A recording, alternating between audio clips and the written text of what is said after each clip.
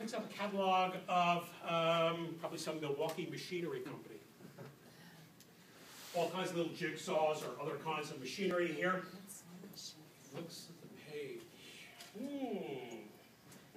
Gee, animals come to mind.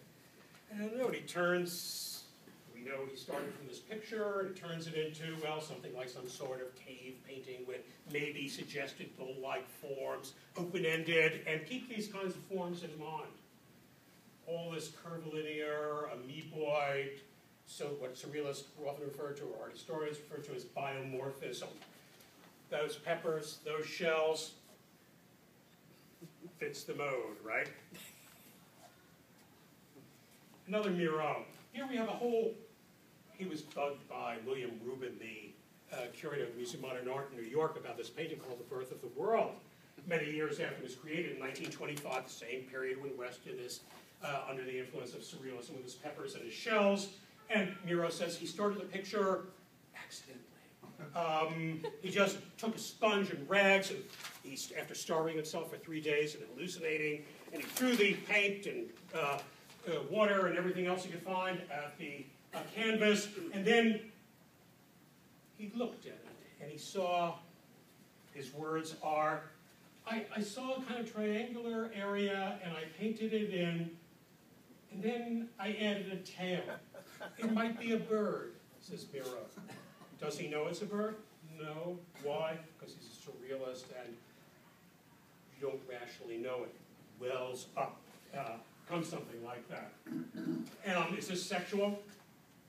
Sperm cell? No.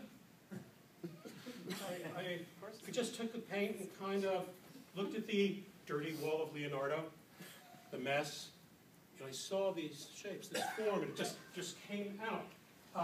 And that's Miro's explanation of the picture, rather similar to Weston's explanation of sex. Me? No. Hey, who likes those de Chirico-like, Ernst-like landscape settings? Weston does. Here's another pepper. Doesn't shoot it in a flower pot this time. It's on I believe, a tabletop. But the lighting in the background is, looks like a surrealist painting, doesn't it? Notice the size. You know, when you isolate this object, the pepper or the shell, there's nothing to compare it with the scale. The photographs, at least the ones I've seen, printed around 8 by 10. But you know, you have no idea what the size is of these objects, how distant they are from you, or what have you. And here's that, wow, a 400-foot pepper, because of the low horizon line, gigantic. And playing with scale, altering scale, is a familiar, surrealist method of disconnecting you from reason. I see a pepper, I see something like a landscape. What happened? The change in scale breaks the rational control, the reasoning mind, the thing that would cover up the unconscious as being too unseemly.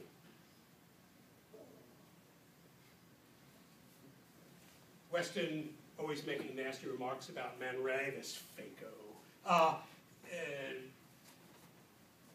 1925, Mexico, famous photograph, probably reproduced in the Little Review or some other of the many surrealist magazines. The one called the La Révolution Surréaliste, the Surrealist Revolution, was a magazine founded by André Breton, founder of the Surrealists, in 1924.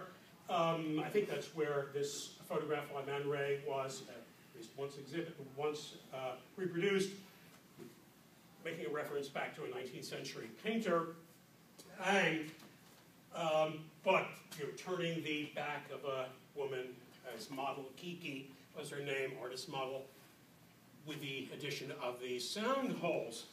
Who's doing the same thing but without the fakey sound holes, right? You say, well, I don't know, it's more of a cello. It's creating a field in which it's open-ended, there's no sense of scale or context, right? So you can see it as musical instrument as well as And yes, no problem in recognizing it as a nude female, just as there's no problem in recognizing it as a shell or a pepper. It's not totally transformed. You have two things two identities, simultaneously presented. Just as in, maybe a little more obvious way, Man Ray was doing. And this, I would say, is a direct reflection of Man Ray. And Weston was hardly the only one to respond to this well-known surrealist photograph.